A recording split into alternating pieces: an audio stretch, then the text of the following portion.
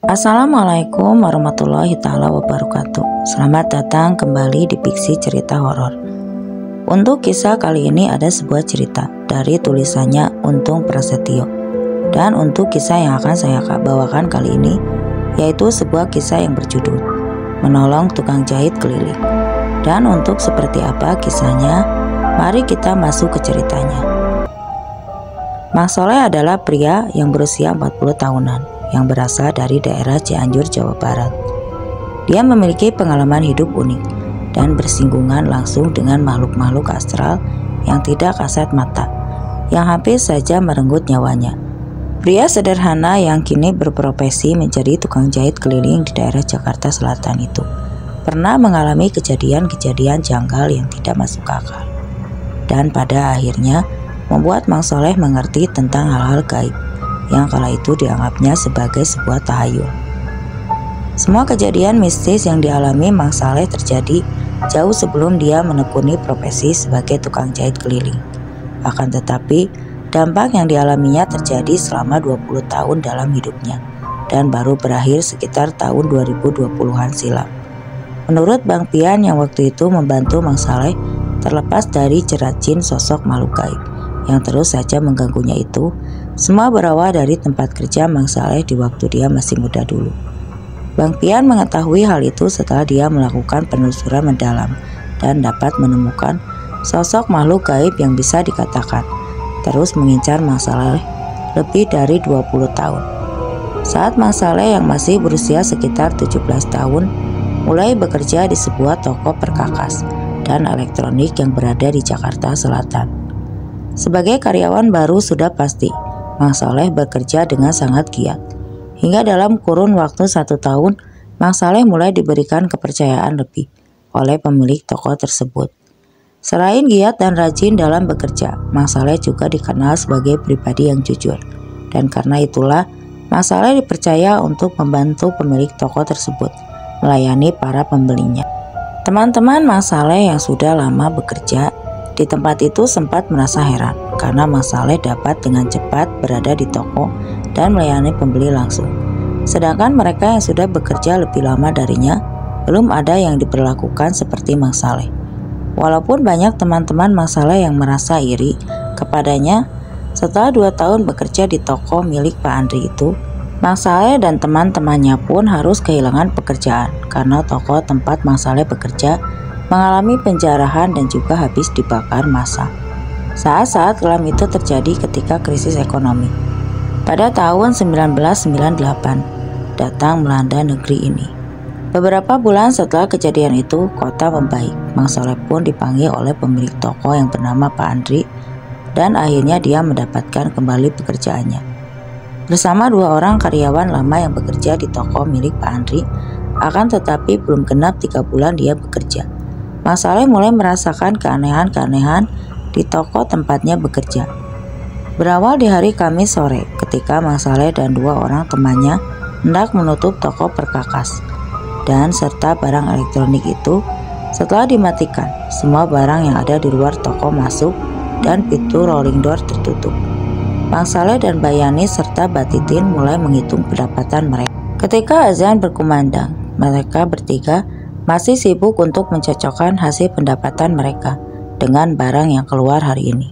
Dan di saat itulah Mang Soleh mencium bau busuk yang sangat menyengat. Dan anehnya, Batitin serta Bayani kala itu tidak mencium bau busuk itu. Selain merasa mual, Mang Soleh juga merasa bulu kuduknya meremang karena dia pun melihat sekelebatan-kelebatan bayangan. Dan karena sudah tidak kuat terlalu lama di dalam toko, Mang Soleh pun memilih untuk keluar dari toko agar dapat menghirup udara segar. Akan tetapi ketika Mang Soleh berada di luar toko dengan mata yang berkaca-kaca karena menahan rasa mual, Mang Soleh melihat samar-samar ada sosok makhluk-makhluk yang terbungkus kain putih berdiri mengambang di atas lantai dengan wajah hitam menyeramkan. Beberapa detik kemudian, makhluk gaib yang diyakini Mang Soleh adalah pocong itu pun melompat-lompat ke arahnya dan tepat menghilang tepat di hadapan wajahnya. Sesaat sebelum Mang Soleh memejamkan kedua matanya, tubuh Mang Soleh pun bergetar, keringat dingin membasahi tubuhnya, serta kedua kakinya terasa lemas. dan tidak mampu lagi menopang tubuhnya. Mang Saleh pun jatuh terduduk dengan pandangan mata kosong, hingga membuat Bayani serta Mbak Titin merasa kebingungan melihat Mang Saleh dengan apa yang sedang terjadi. Beruntungnya Bayani saat itu mengetahui kalau Mang Saleh sedang mengetahui gangguan dari makhluk astral itu. Langsung menepuk pundak Mang Saleh sambil memberikan air mineral. "Istighfar, istighfar," ucap Mbak Titin sambil mengusap punggung Mang Saleh. "Ayo Yan, bantu aku pindahin Saleh biar duduk di bangku itu," ucap Mbak Titin yang terlihat tenang kala itu. "Kamu lihat apa, Leh?" tanya Bayani yang merasa mulai ketakutan dengan apa yang terjadi kepada teman bekerjanya itu. "Udah, nanti aja ceritanya. Sekarang yang penting si Saleh bisa tenang dulu, Yan," balas Mbak Titin sambil mulai membacakan doa-doa yang dihafalnya. Setelah setengah jam berlalu, keadaan Mang Saleh pun terlihat mulai membaik. Dan setelah itu, Mang Saleh, Mbak Titin, dan Bayani pun mulai beranjak pergi, meninggalkan toko tempat mereka bekerja. Di tengah perjalanan, Bayani yang masih penasaran dengan apa yang telah dialami Mang Saleh pun mulai menanyakan apa yang sebenarnya terjadi. Mang Saleh pun menceritakan tentang apa yang tadi dialaminya, dan hal itu pun membuat Bayani merinding dan meminta Mang Saleh untuk berhenti menceritakannya.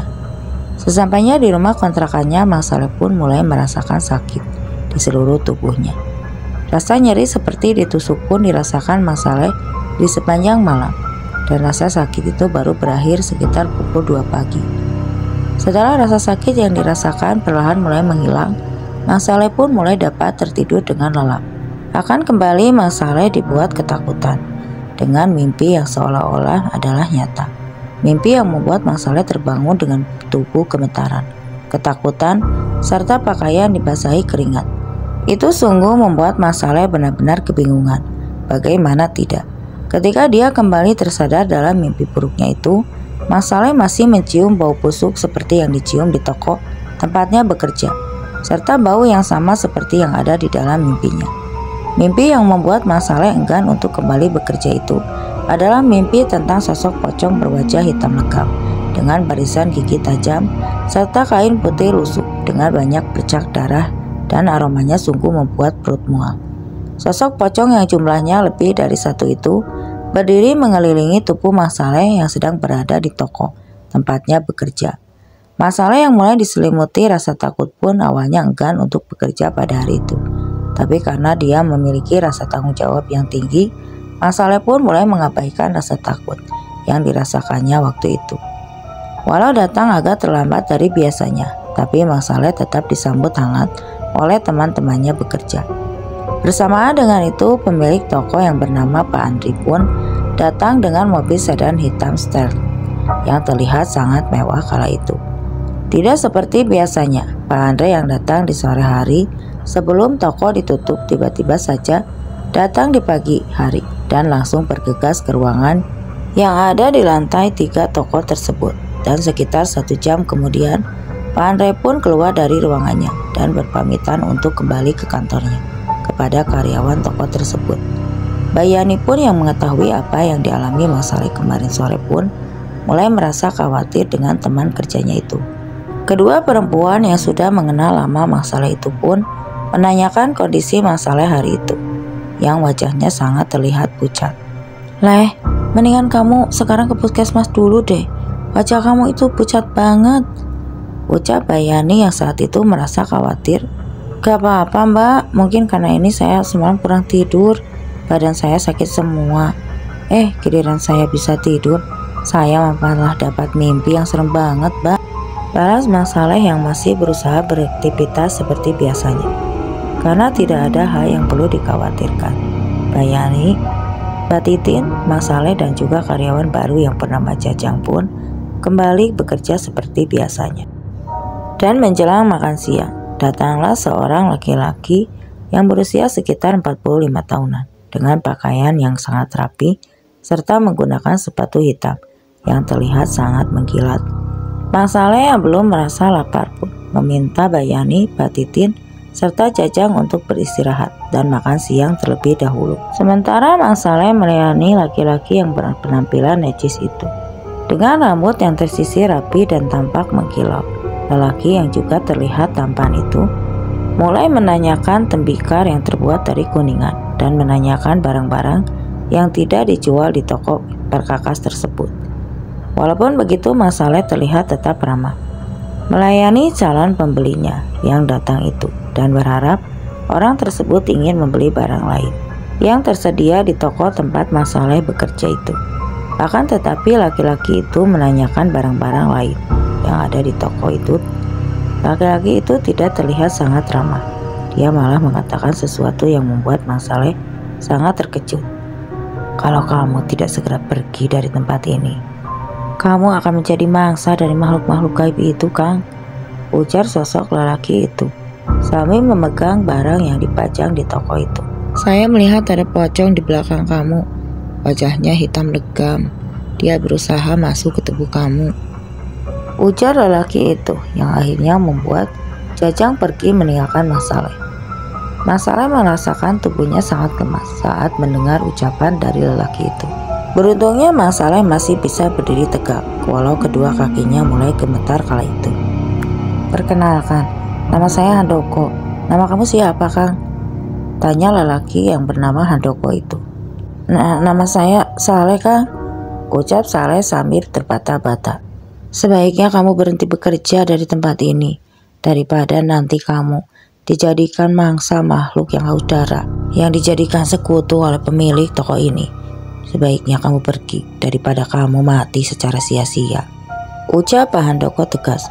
Memangnya apa yang terjadi sama saya, Pak?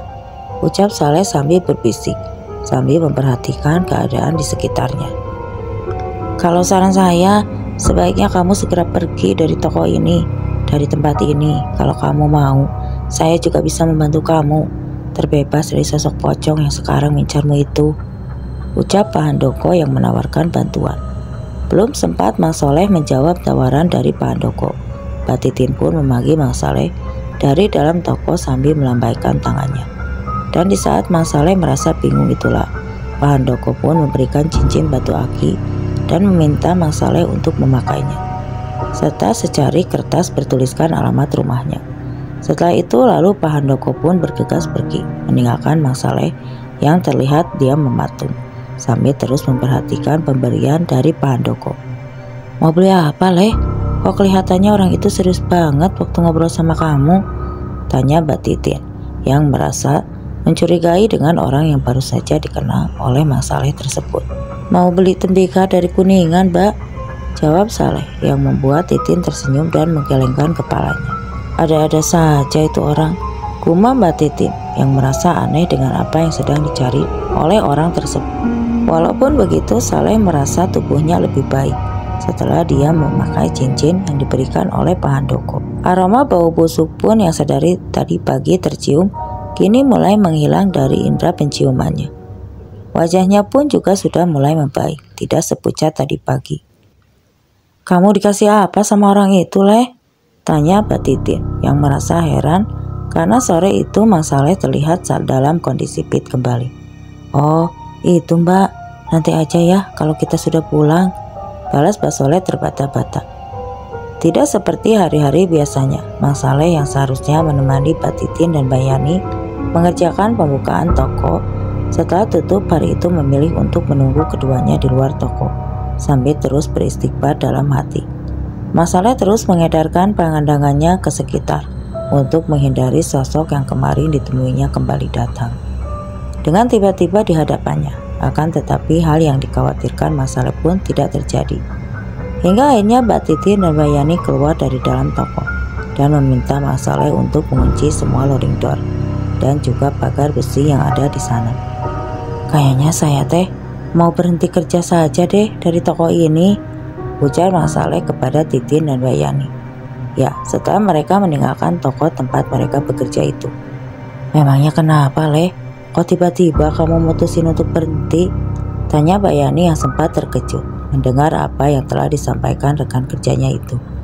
Apa jangan-jangan orang tadi siang mencari tembikar Kuningan itu ya, yang meminta kamu untuk berhenti bekerja dari toko?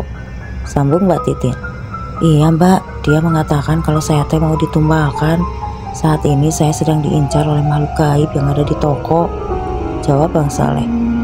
Ah, itu mah terlalu jauh. Mana mungkin Pak Andre tega menumbalkan kamu, sedangkan beliau sudah mengenal kamu cukup lama dan beliau juga sangat mempercayai kamu. Tidak mungkinlah, ucap Bayani yang tidak percaya kepada omongan orang yang bernama Pak Handoko yang tadi siang ditemui oleh Mang Saleh di toko tempat mereka bekerja. Gimana ya Mbak? Tapi saya sendiri udah takut kerja di sana. Ya kalau kamu udah gak niat kerja di toko, ya mending berhenti sih, sambung Bayani. Sesampainya di rumah kontrakan, Mang Saleh pun bergegas mandi dan mengganti pakaiannya. Saat itu Mang Saleh merasa yakin dengan apa yang tadi siang disampaikan oleh Pak Handoko. Dan malam itu juga Mang Saleh ingin mencari tempat tinggal Pak Handoko yang berada di daerah Palmerah, Jakarta Barat.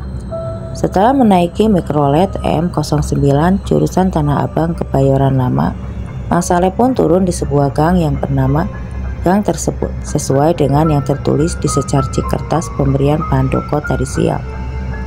Setelah jauh memasuki gang tersebut, Mang Saleh pun bertemu dengan dua orang yang sedang berbincang hangat di depan rumah mereka. Tanpa ragu lagi, Mang Saleh pun menanyakan alamat yang tertera nama dan orang yang dicarinya.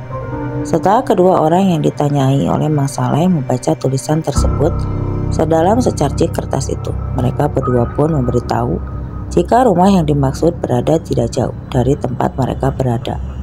Akan tetapi Mang Saleh pun dibuat terkejut dan tidak percaya dengan apa yang dikatakan oleh kedua orang yang ditanyanya itu. Bagaimana tidak?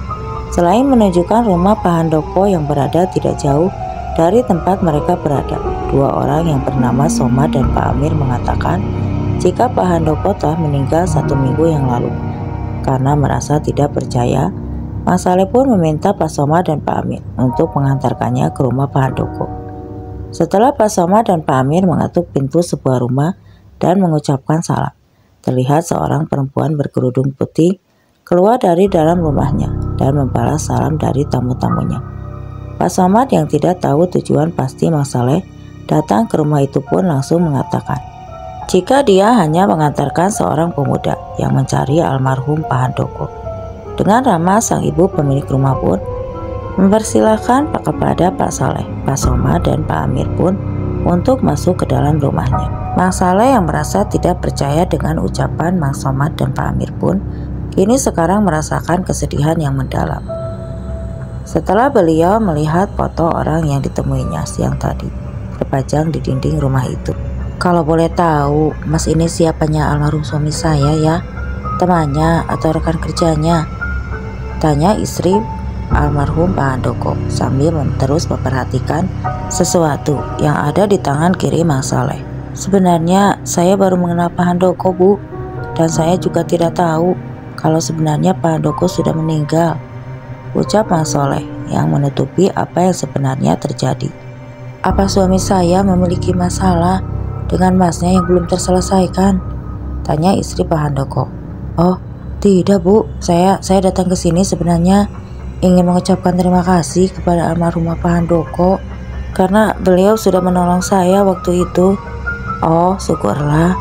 Saya merasa khawatir kalau suami saya memiliki masalah yang belum terselesaikan.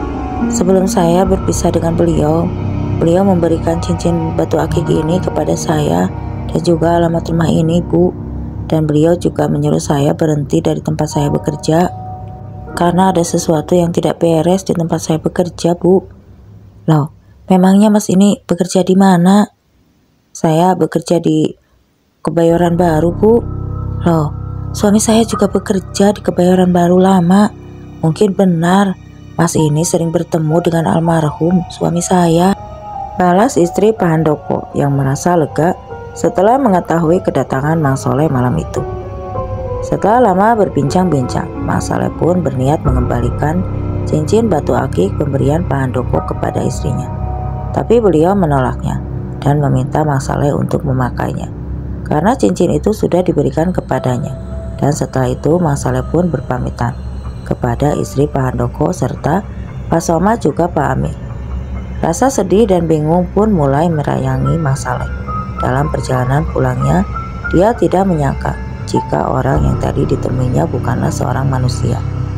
Jadi sangat wajar sekali jika apa yang dikatakan oleh sosok Pak Handoko itu tepat, seperti apa yang telah dialami oleh Mas Soleh. Walau masih berasa bingung dengan alasan Pak Handoko menemuinya dan mengatakan jika dirinya sedang ingin ditumbalkan, tetapi keyakinan Mas Saleh untuk berhenti dari toko tempatnya bekerja pun semakin bulat dan tidak ingin menunda-nunda lagi. Mas Saleh pun merencanakan jika esok harinya dia akan menemui Pak Andre dan berpamitan untuk berhenti dari pekerjaan itu.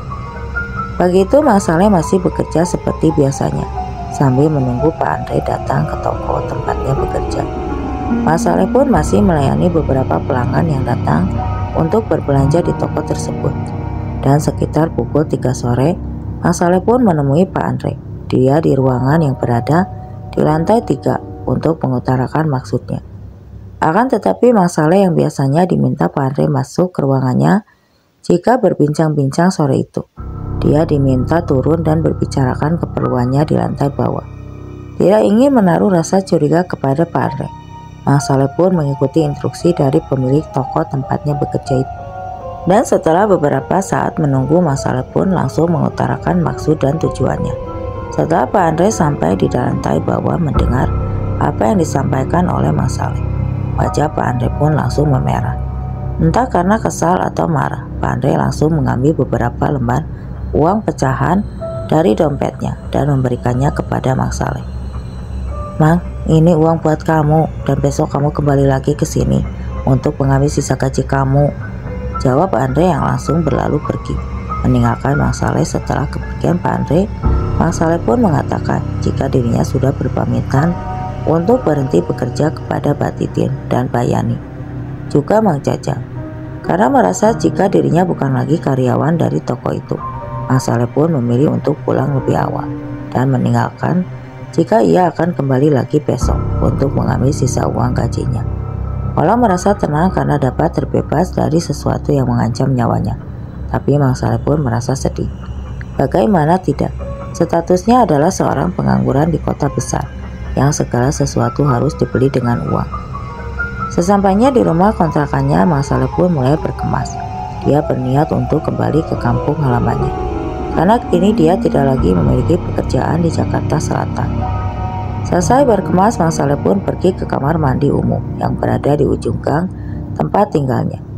Sebelum itu dia tidak lupa, Mang Saleh melepaskan cincin batu akik yang penuh misteri itu dan meletakkannya di meja kecil yang biasa digunakan untuk menaruh toples, wadah kopi dan gula. Setengah jam berlalu, Mang Saleh yang sudah merasa segar sehabis mandi itu pun kembali ke rumah kontrakannya.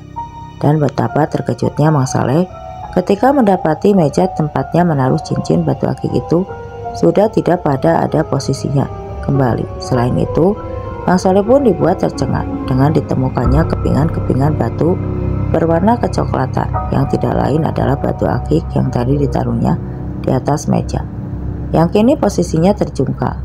Jantung Mang Saleh pun berdegup kencang menyaksikan kejadian di luar nalar itu. Padahal jelas-jelas tadi Mang Saleh menutup pintunya dengan rapat dan menguncinya dengan gembok yang biasa digunakannya untuk mengunci pintu rumah kontrakannya sebelum dia pergi ke kamar mandi. Selain jantungnya terus berdegupan kencang, Mang Saleh pun mulai mencium bau busuk yang pertama kali diciumnya di toko tempatnya bekerja. Mang Saleh pun mulai membacakan surat-surat pendek, kembali terus berzikir dan meminta perlindungan kepada Allah Subhanahu wa Ta'ala. Aroma busuk pun terasa kian menyengat. Sambil menutup hidungnya, Mang Saleh pun mulai mengambil pecahan batu akik dan cincin yang terbuat dari perak itu. Setelah mendapatkan kepingan-kepingan batu akik beserta cincin perak itu, Mang Saleh pun segera keluar rumah dari kontrakan tersebut. Dia pun berada di luar, menghirup napas sedalam-dalamnya. Astagfirullahaladzim. Sambil terus beristighfar di dalam hatinya, Mang Saleh pun memikirkan apa yang sebenarnya terjadi dan sedang menimpa dirinya. Tidak lama kemudian Mbak Titin dan Mbak Yani pun datang untuk menemuinya. "Kamu beneran berhenti, Leh?" tanya Mbak Yani yang saat itu tidak percaya. Orang yang sudah bekerja lama bersamanya memilih berhenti dari pekerjaannya. "Iya Mbak, saya mau pulang kampung saja, mau bantu orang tua ngurus sawah." "Iya Leh, kalau keputusan kamu sudah bulat, kita nggak bisa ngomong apa-apa, ujar Mbak Titin sambil mengeluarkan sebuah amplop berwarna coklat. Ini titipan dari Pak Andre, beliau minta maaf karena sempat marah tadi siang. Dan ini Pak Andre memberikan kamu sedikit uang pesangon, karena kamu kan sudah lama bekerja di tempat Pak Andre, imbu Mbak Titin sambil memberikan uang yang ada di amplop coklat. Ya Allah, kok banyak banget Pak? Tanya Saleh sambil merasa kebingungan dengan uang yang sebanyak itu, yang tidak disangka-sangka akan diberikan oleh Pak Andre. Iya Leh, itu uang gaji kamu sama uang pesangon kamu. Ya kalau dihitung-hitung uang pesangon kamu itu jumlahnya sama dengan gaji 3 bulan. Karena Mas Saleh pun tidak menyangka bahwa dia akan menerima uang pesangon, dia pun membagi sedikit uangnya kepada Bayani juga Mbak Titin, uang yang diterimanya. Setelah itu mereka berdua berpamitan, dan setelah itu Mas Saleh pun tidak pernah lagi bertemu dengan keduanya hingga hari ini. Masih terang, Mas Saleh pun akhirnya memutuskan untuk langsung pulang saja ke Cianjur setelah berpamitan kepada pemilik kontrakan dan beberapa tetangga terdekatnya. Mas Saleh pun langsung mencari ojek untuk mengantarkannya ke terminal. Beruntungnya sore menjelang malam itu Mas Saleh masih mendapatkan bis yang akan berangkat ke kota Cianjur, dan semua terkesan Mas Saleh pun berakhir di terminal. Dia tidak mengira jika semua permasalahannya telah usai. Mas Saleh pun kembali dibuat khawatir setelah beberapa hari dia berada di kampung halamannya. Perlahan tapi pasti Mas Saleh pun mulai merasakan sakit di tubuhnya, serta mulai mencium aroma-aroma busuk penyengat, seperti ketika dia masih berada di Jakarta. Hal itu tentu membuat Mas Saleh gelisah, dan karena merasa ada hal aneh yang sedang terjadi dengan anaknya, orang tua Saleh pun memanggil Abah Utajaja yang terkenal memiliki kemampuan mengobati berbagai macam penyakit yang disebabkan oleh gangguan makhluk gaib tidak kasat mata.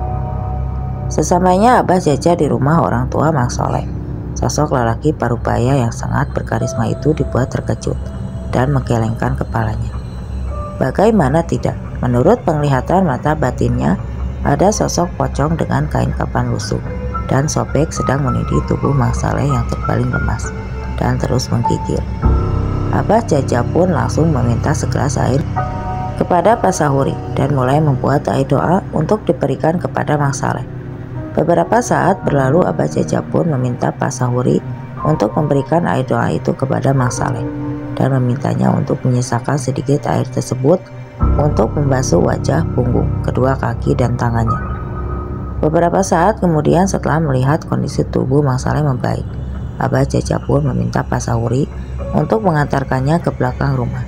Dan sesampainya Pak Sahuri di belakang rumahnya bersama Abah Jaja, Pak Sahuri langsung merasa mual karena mencium bau busuk yang sangat menyengat. Karena merasa tidak tahan dengan bau busuk yang membuatnya muntah, Pak Sahuri pun meminta izin masuk ke dalam rumahnya dan meminta adiknya yang bernama Pak Hasan untuk menemani Abah Jaja di belakang rumahnya. Entah apa yang dilakukan Abah Jaja kala itu, walau dapat melihat semua aktivitas beliau, tapi Pak Hasan tidak dapat mendengar apa yang sedang diucapkan sosok lelaki parubaya tersebut. Menurut Pak Hasan saat itu Abah Jaja terlihat seperti sedang berbicara dengan seseorang, tapi anehnya lawan bicara Abah Jaja tidak berada di tempat itu, dan Abah Jaja terlihat seperti berbicara sendiri, disertai gerak tubuh yang seolah-olah sedang menghardik lawan bicaranya. Waktu terasa sangat lama berlalu. Pak Hasan yang sudah tidak mampu lagi menahan bau busuk yang sangat menyengat itu, mulai memuntahkan isi perutnya. Bersamaan terdengar suara Abah Jaja yang meminta pergi sosok yang dari tadi diajaknya berbincang itu. Ayo Kang, kita masuk, ajak Abah Jaja yang langsung disambut anggukan oleh Pak Hasan. Setelah beristirahat dan meminum teh hangat yang dibuatkan oleh Bu Lilis, Abah Jaja pun mulai menceritakan apa yang baru saja dilakukannya di belakang rumah Pak Sahuri. Si Soleh, dia sudah ditumbangkan oleh seseorang Mang Guri, dan sosok yang ingin mengambil supanya bersikeras tidak mau pergi kalau tidak ada yang menggantikan Saleh, ujar Bah Jaja yang membuat kedua orang tua Mang Saleh dan paman serta bibinya terkejut. Astagfirullahaladzim, lalu bagaimana nasib anak saya, Bah? Tanya Pak Sahuri yang merasa khawatir dengan keselamatan anaknya itu. Insya Allah dia bisa diselamatkan, tapi harus ada penggantinya, karena makhluk gaib tidak akan pergi jika tidak mau pengganti dari orang yang telah ditumbalkan, jawab Abah Jaja menjelaskan. Lalu siapa yang akan menggantikan Saleh, Bah? Memangnya ada orang yang mau menggantikannya? Iya, pastinya tidak ada yang mau, Menghuri, jawab Abah Jaja datar. Tapi saya bersikeras untuk meminta sosok makhluk itu pergi dan akan menyanggupi memberikan Saleh pengganti, asal bukan dari orang. Saya merasa sangat kesal dengan orang yang menghalalkan segala cara untuk mendapatkan kekayaannya, meminta kepada makhluk itu untuk mengambil saja orang yang ingin menumbalkan Saleh.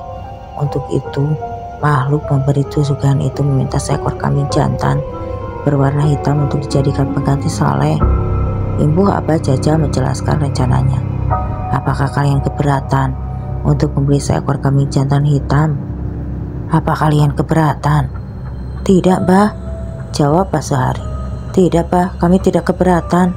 Saya akan mencarikan kambing hitam, ucap Pak Suhari yang merasa tenang mendengar penjelasan dari Abah Jaja.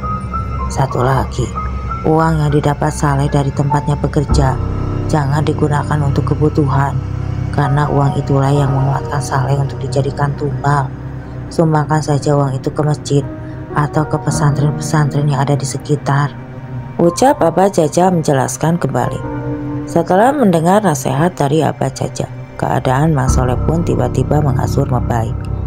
Kambing hitam yang dibeli oleh Pak Sahuri pun tiba-tiba mati setelah 2 hari berada di belakang rumah, dan sisa uang yang diberikan oleh Pak Andre melalui Mbak Titin dan Mbak Yani pun disumbangkan untuk membangun musola yang ada di kampung tempat tinggal Mang Soleh. Setelah sembuh dari sakitnya, Mang Soleh pun mulai beraktivitas kembali seperti biasanya, dan dia pun mulai mencari pekerjaan di daerah Bandung. Setelah menyelesaikan kursus menjahit selama 6 bulan di daerah tempat tinggalnya, walau sudah dinyatakan terbebas dari jerat makhluk gaib yang menginginkannya, tapi Mang Soleh masih sering dihantui oleh sosok pocong yang dulu mengincarnya. Hampir sekali setiap tahunnya Mang Soleh mengalami sakit yang sama, seperti saat dirinya hampir menjadi tumbal kala itu. Sebelum mengalami sakit di sekejur tubuhnya, Mang Soleh pasti akan mencium bau busuk menyengat selama beberapa saat, dan bau busuk itu membuat perutnya terasa mual hingga dia akan memuntahkan seluruh isi perutnya. Setelah itu Mang Soleh akan mengalami demam tinggi dan rasa nyeri hebat di sekujur tubuhnya. Dan setelah dia tertidur, pasti Mang Soleh akan ditemui sosok pocong yang sama seperti yang ditemuinya di toko tempatnya bekerja dulu. Setelah 2 atau 3 hari berlalu, barulah Mang Soleh kembali sehat. Hal itu ditandai dengan munculnya Pak Handoko dalam mimpinya yang bertarung hebat melawan sosok pocong yang menyeramkan yang terus mengganggu Mang Soleh. Semua kejadian itu hampir separuh usia Mang Soleh. Dan puncaknya saat Mang Soleh harus mengalami kembali ujian hidup yang hampir merenggut nyawanya pada tahun 2013. Mang Soleh yang sudah menikah dan memiliki 2 orang anak itu mencoba kembali peruntungannya di kota Jakarta dengan profesi sebagai tukang jahit keliling. Mang Soleh pun terus bekerja untuk mencukupi kebutuhan hidup keluarganya hingga tahun 2015. Mang Soleh pun bertemu dengan Mang Agus, seorang pemilik persewaan peralatan pesta yang berada di daerah Patukangan Selatan. Dan sejak saat itu Mang Soleh pun tinggal di gudang tempat Mang Agus menyimpan alat-alat pestanya. Sambil terus menekuni profesinya sebagai tukang jahit keliling, Mang Soleh pun ikut bekerja di tempat persewaan alat pesta tersebut. Walau masih sering mengalami kejadian yang sama, tapi kondisinya tidaklah terlalu parah. Sejak tinggal di gudang persewaan alat pesta milik Mang Agus, penyakit Mang Soleh pun tidak terlalu parah. Bau busuk menyengat masih tetap dirasakannya, walaupun tidak semenyengat dulu. Hal itu terjadi karena Mang Soleh juga sering diajak oleh Bang Agus untuk mengikuti pengajian di daerah Bogor. Di setiap malam Jumat akan tetapi puncaknya dari kejadian-kejadian di luar nalar yang telah dialaminya selama belasan tahun lebih itu terjadi pada tahun 2019. Saat itu Mang Soleh yang mengalami nasib sial pun harus menginjak paku berkarat di sebuah tempat bekas gudang peralatan pesta di daerah Cipulir. Sebelum Mang Soleh mengalami kejadian itu, dia merasa jika ada sesuatu yang mengikutinya. Karena tidak ingin berpikiran negatif, Mang Saleh pun tidak mengkhawatirkan hal itu.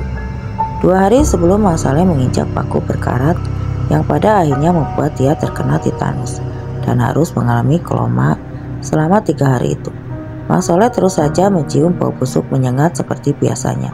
Tapi anehnya saat itu Mang Saleh tidak mengalami sakit di tubuhnya dan demam seperti biasanya.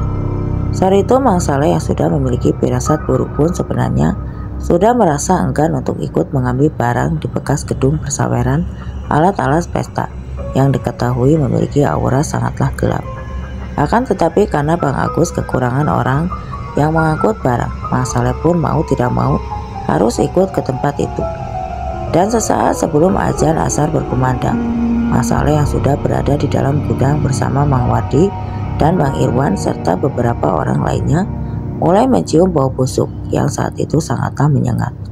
Selain bau busuk, tiba-tiba saja bulu kuduk Mang Saleh meremang setelah dia melihat kelebatan bayangan putih di samping sebelah kirinya.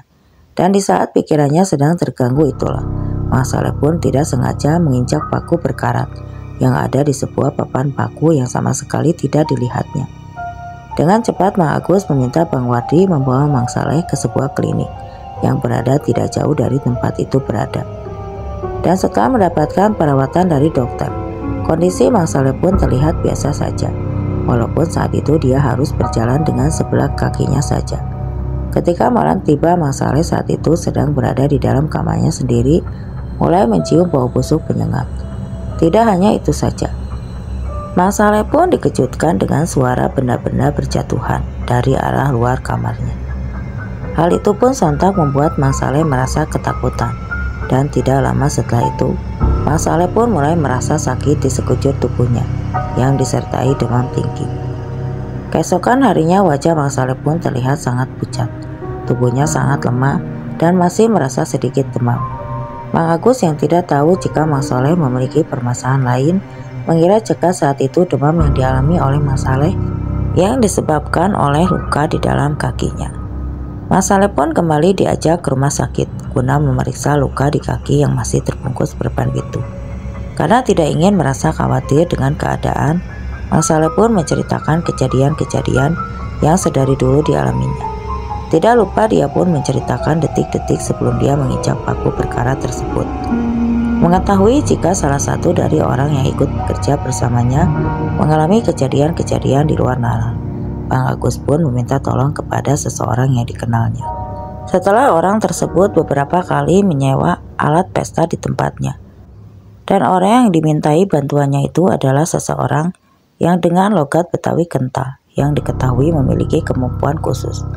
Sosok dengan penampilan sederhana itu tidak lain dan tidak bukan adalah sosok Bang Pian yang mengenal Bang Agus dari Bang Haji Pelil ketika Bang Pian ingin menggelar pesta hitanan anaknya.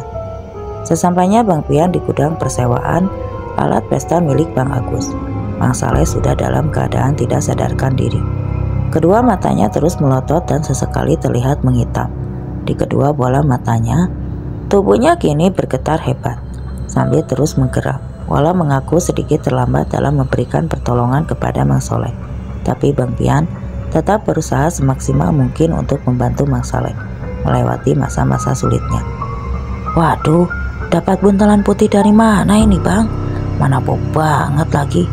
Tanya Bang Pian kepada Bang Agus, penuh keheranan.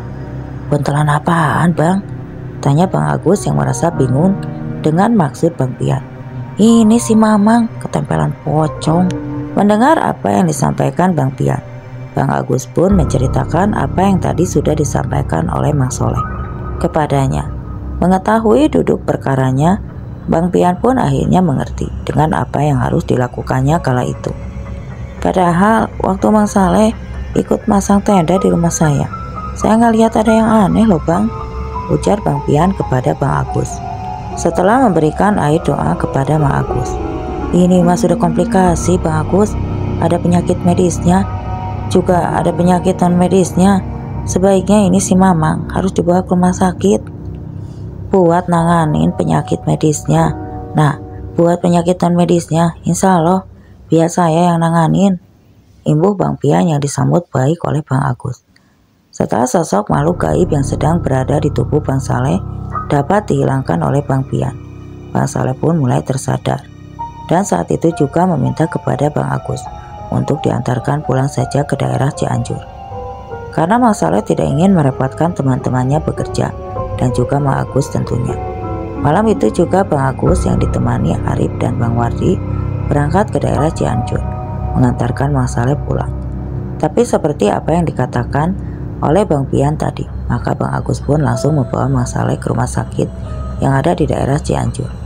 Dan setelah itu baru dia menghubungi keluarga Bang Saleh.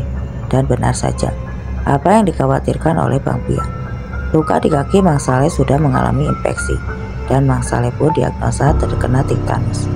Kondisi Bang Saleh pun semakin parah kala itu. Selain sedang mengalami sakit medis, Bang Saleh juga terus saja diganggu oleh makhluk yang tidak kasat mata.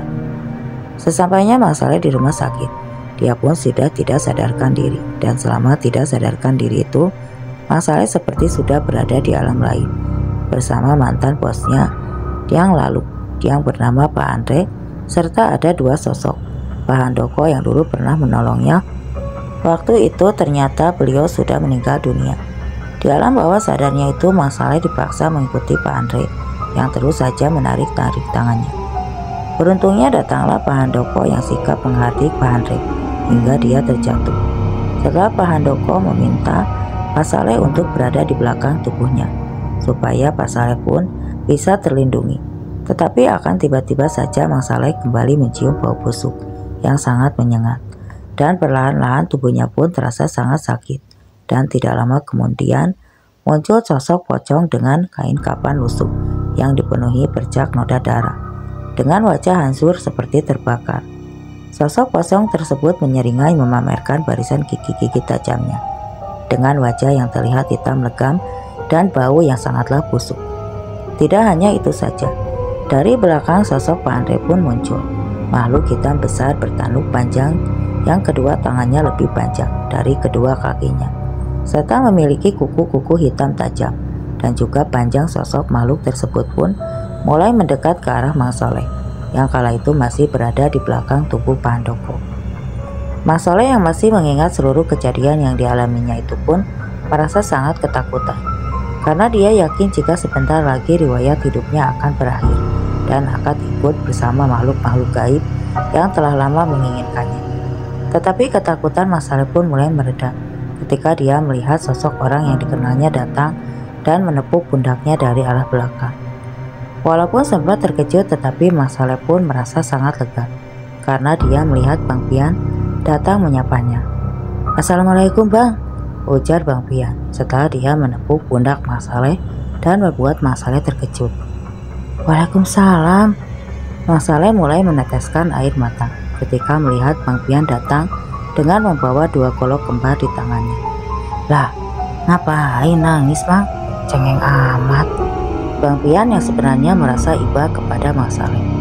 "Tolong saya Bang, saya sudah capek terus-terusan diteror sama pocong itu," balas Bang Saleh menunjukkan ke arah pocong yang sudah berdiri tegak di samping Pak Andre. "Insya Allah Mang, saya bantu. Sekarang jangan nangis ah, saya jadi ikutan sedih kan. Kagak lucu kalau saya ikutan nangis sambil dibawa-bawa golok beginian," sambil menunjukkan golok yang sama persis di kedua tangan. Setelah mengatakan hal itu, Bang Pian pun mulai berjalan ke arah Pak Andre yang di kanan kirinya terdapat sosok yang sangat menyeramkan. "Ada urusan apa? Situ kenapa terus mengganggu teman saya?" tegas Bang Pian. "Bukan urusan lu, gue udah nunggu dia lama untuk dia ikut sama gua." "Emangnya lu orang tuanya?" ujar Bang Pian yang mulai terlihat kesal. "Dia udah lama gue tumbalin dan sekarang gue mau ajak dia ke tempat di mana gue berada," jawab Andre sambil memicingkan kedua matanya. "Enak aja, lu yang dapat hasilnya, orang yang kagak tahu juntrungannya mau lu ajak. Susahnya sekarang, dasar manusia PA lu," balas Bang Pian sambil mengacungkan golok di genggamannya. Salah tidak ingin melanjutkan perdebatannya, Pak Andre pun mundur beberapa langkah dan meminta sosok makhluk hitam besar yang ada di sebelah kiri untuk maju menghadapi Bang Pian. Dan pertempuran gaib pun mulai terjadi antara Bang Pian dan sosok makhluk yang sangat mengerikan itu. Saat itulah Mang Soleh juga Pak Handoko pun menjauhi pertempuran yang sedang terjadi kala itu. Walau Bang Pian sudah sangat berpengalaman dengan pertempuran gaib, akan tetapi makhluk pencari tumbal itu memiliki perawakan yang sangat hitam itu tingginya dapat mengimbangi kemampuan Bang Pian. Belum dapat menundukkan makhluk hitam menyeramkan itu. Sosok pocong yang berbau sangat busuk itu pun mulai ikut menyerang Bang Pian. Walau serangan yang dilakukannya hanya dari jarak jauh, tapi cairan panas yang berbau sangat busuk itu sangat berbahaya jika sampai mengenai tubuh astral Bang Pian.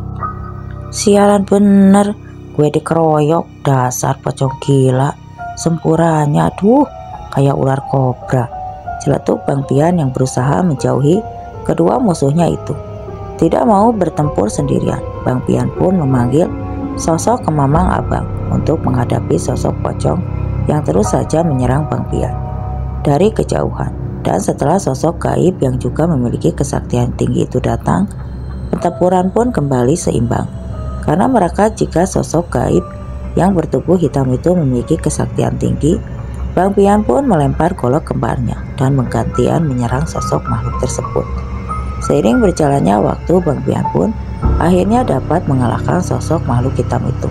Setelah golok kembarnya dapat memotong kedua tangan besar dari makhluk tersebut.